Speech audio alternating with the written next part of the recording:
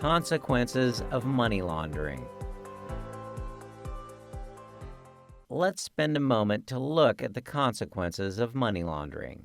Although this is quite difficult to quantify, it is clear that money laundering is detrimental to a country. There are many negative risks and effects of money laundering.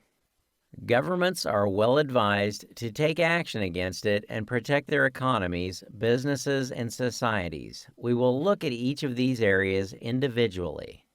Economic consequences. Let us start looking at the economic consequences.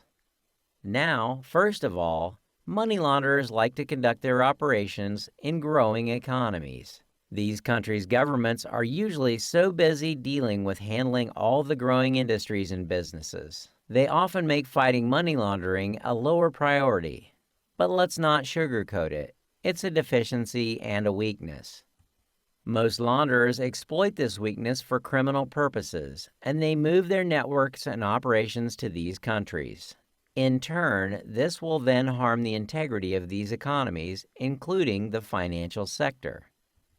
Foreign investments and foreign businesses will turn very careful and eventually reject setting up the businesses in these economies, and investment funds will be funneled elsewhere. Once money launderers have infiltrated an economy, the economy will have a reputation to have only lax money laundering controls in place. Thus, it will be very hard to create a business-friendly environment.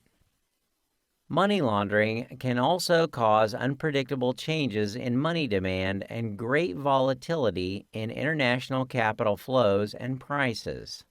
To understand this, you have to look no further than at the real estate sector.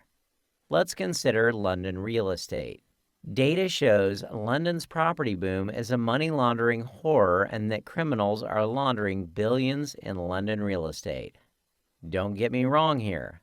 This is not limited to London, but happens in all metropolitan areas worldwide, from Rio to New York to Tokyo.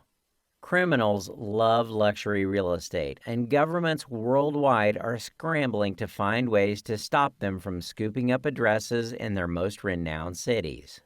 Money laundering through real estate is a growing worldwide problem.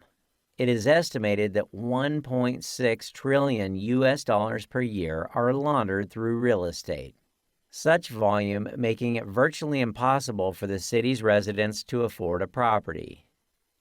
Business consequences. Let's continue looking at business consequences. Money laundering impairs the development of the legitimate private sector. Money launderers have different business economies that can offer their products below production costs. It sounds ridiculous, but they don't have to profit with their products and earn a margin. Their primary goal is to launder the funds as they have already made a profit with criminal activity. This makes it very difficult for legitimate businesses to compete, eventually forcing them to go out of business. Criminals may also purchase initially productive businesses and turn them into crime partners to launder their funds. This leads to a decrease in the productivity of these businesses and, at scale, to a decrease in the economy's overall productivity. Social consequences. Last but not least, let's look at social consequences. Money laundering rewards corruption and crime. Successful money laundering damages society's integrity, undermines democracy, and the rule of law. If money laundering is not dealt with effectively, there will be negative social and political effects. Organized crime can infiltrate financial institutions, acquire control of large sectors of the economy through investments, or offer bribes to public officials and entire governments. Criminal organizations' economic and political influence can weaken the social fabric, collective ethical standards, and ultimately the democratic institutions of society. Generally speaking, money laundering enables criminal activity to continue.